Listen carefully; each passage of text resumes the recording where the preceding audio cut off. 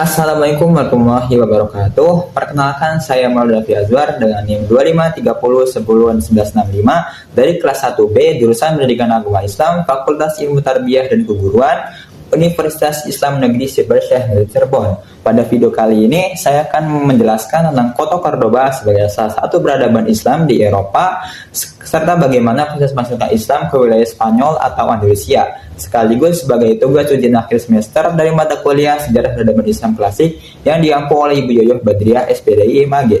Yuk mari kita bahas. Kota Cordoba adalah kota yang terletak di wilayah Andalusia, Spanyol bagian selatan, tepatnya di tepi sungai Guadalquivir. Letaknya strategis menjadikan kota ini berkembang pesat sebagai pusat perdagangan, pemerintahan, dan kebudayaan sejak masa kuno hingga masa Islam. Nama Cordoba sendiri berasal dari sebutan kuno Corduba, yaitu nama kota pada masa kekuasaan Romawi. Kata Corduba diyakini berasal dari bahasa penduduk asli Iberia yang kemudian dilatinkan oleh bangsa Romawi. Ketika wilayah ini berada di bawah pemerintahan Islam, nama tersebut diserat ke dalam bahasa Arab menjadi Cortubah, yang kemudian berkembang menjadi nama Cordoba dalam bahasa Spanyol modern. Sejarah masuknya Islam di Spanyol atau Andalusia. Wilayah Spanyol pertama kali dikuasai oleh Romawi pada masa Republik melalui penaklukan militer yang dipimpin oleh Jenderal Scipio Africanus, sebelum kemudian ditetapkan secara resmi oleh sebagai provinsi Romawi pada masa Kaisar Augustus. Seiring melemahnya kekuasaan Romawi pada abad ke-5 Masehi, wilayah Spanyol mulai kehilangan bebas politiknya. Pada masa ini, Spanyol kemudian dikuasai oleh bangsa Visigoth, yaitu bangsa Germanik yang beragama Kristen. Sebelum kekuasaan Visigoth sepenuhnya menguasai wilayah tersebut, Spanyol juga sempat dimasuki oleh suku Vandal, yaitu bangsa Germanik yang bukan berasal dari Arab dan bukan pula pemeluk Islam. Suku Vandal ini berhasil merebut sebagian wilayah Romawi di Spanyol, meskipun kuasanya tidak berlangsung lama, karena mereka kemudian berpindah ke Afrika Utara. Keberadaan suku inilah yang sering dikaitkan dengan asal-usul penamaan Andalusia, yang dalam perkembangannya dikenal sebagai Andalusia. Setelah itu, wilayah Spanyol berada di bawah kekuasaan penuh suku Goth atau Visigoth. Pada masa pemerintahan Visigoth, kondisi masyarakat mengalami kemunduran. Pemerintahan ini dikenal melakukan berbagai bentuk penindasan, seperti pemaksaan untuk masuk agama Kristen, diskriminasi terhadap kelompok tertentu, terutama kaum Yahudi, serta praktik perbudakan. Kondisi tersebut menampilkan ketidakadilan sosial dan penderitaan di tengah masyarakat. Itu pada waktu yang bersamaan, wilayah Afrika Utara justru mengalami kemajuan, stabilitas, dan toleransi beragama setelah masuknya Islam. Perbedaan kondisi yang sangat mencolok inilah yang menumbuhkan harapan masyarakat Spanyol akan adanya perubahan. Tahap awal masuknya Islam ke Spanyol dipimpin oleh Taufik bin Malik. Ia diutus untuk berperang, melainkan untuk memata-matai dan meninjau kondisi sebenarnya di wilayah Spanyol yang saat itu berada di bawah kekuasaan kerajaan Visigoth yang dipimpin oleh Raja Roderick.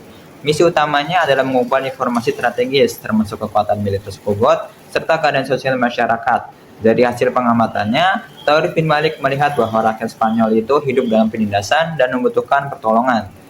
Tahap berikutnya dipimpin oleh Tariq bin Ziyad, seorang pahlawan perang yang memimpin sekitar 7.000 pasukan Muslim menyeberangi Selat Gibraltar menuju semenanjung Iberia. Ia mendarat di sebuah bukit tinggi yang kemudian dikenal sebagai Gibraltar atau Jabal Tariq, yang berarti Gunung Tariq. Pada saat itu, pasukan Tariq bin Ziyad harus menghadapi tentara Visigoth Andalusia yang berada di bawah pemerintahan Roderick dengan jumlah pasukan yang jauh lebih besar, yaitu sekitar 100.000 tentara lengkap bersenjata. Meskipun terdapat ketimpangan pasukan, hal tersebut tidak menurunkan semangat juang Tariq bin Ziyad dan tentaranya. Penyerangan yang dipimpin oleh Tariq bin Ziyad akhirnya berujung pada kemenangan. Keberhasilan ini tidak hanya ditentukan oleh kekuatan militer, tetapi juga dipengaruhi oleh lemahnya kondisi internal pemerintahan Visigoth dan di bawah pemimpinan Raja Roderick yang saat itu telah dilanda pertikaian politik dan konflik keagamaan antar kelompok Kristen dan Yahudi yang sama-sama berambisi merebut kekuasaan. Konflik internal tersebut membuka peluang besar bagi pasukan Islam untuk meraih kemenangan. Selain melakukan wilayah Spanyol bagian selatan, Tariq bin Ziyad juga membebaskan banyak rakyat yang sebelumnya menjadi budak dan korban penindasan pemerintahan Goth. Tahap terakhirnya dipimpin oleh Musa bin Nusair yang datang setelah Tariq bin Ziyad. Musa bertugas menyempurnakan melakukan dan menguasai kota-kota yang belum ditaklukkan seperti Cordoba dan Toledo. Ia berhasil mengambil alih pusat kekuasaan penting, memperoleh harta rampasan, serta membuat pemerintahan Islam di Andalusia. Musa bin Nasir juga berperan besar dalam membangun stabilitas wilayah dan memastikan Andalusia dapat dikelola. Musa bin Nusair juga berperan besar dalam membangun stabilitas wilayah dan memastikan Andalusia dapat dikelola dengan baik.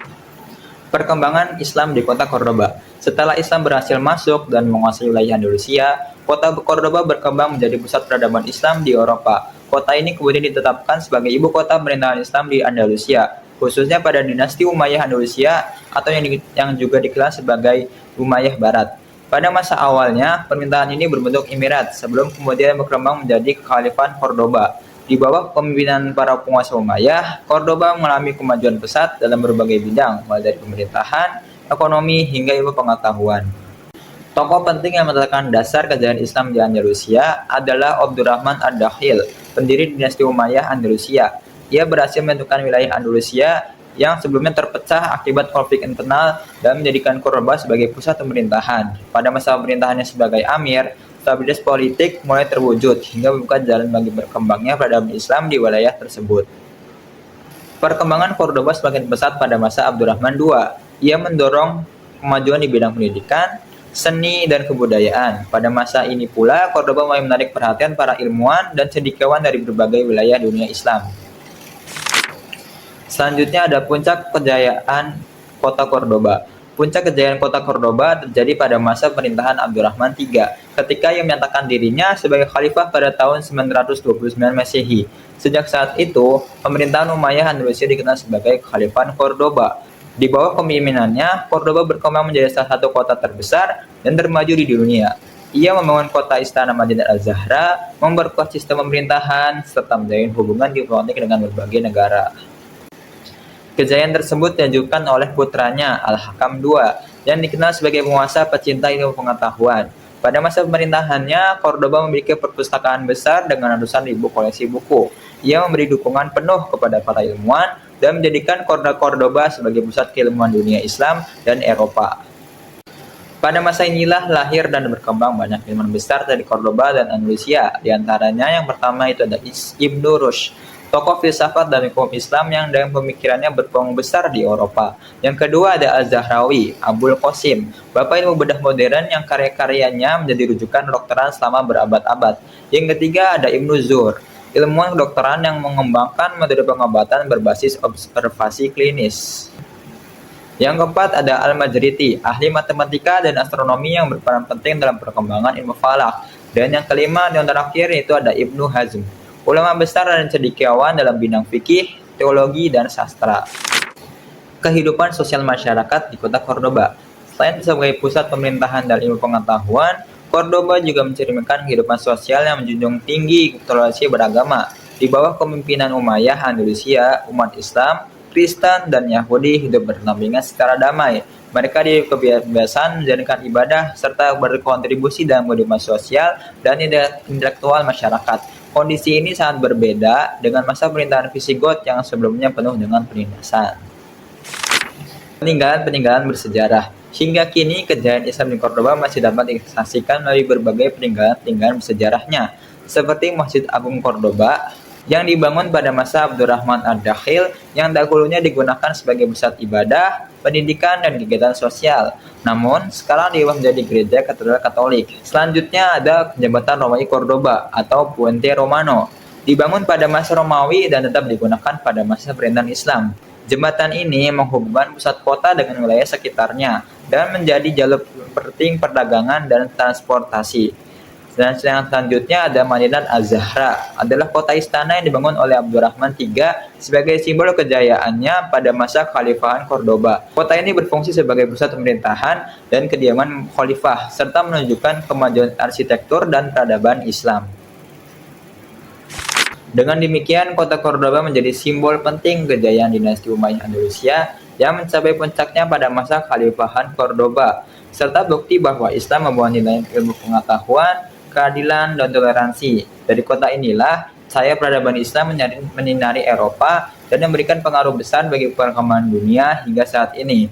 Cukup sekian penjelasan mengenai kota Cordoba, pusat peradaban Islam di Eropa dari saya. Apabila ada salah kata mohon dimaafkan.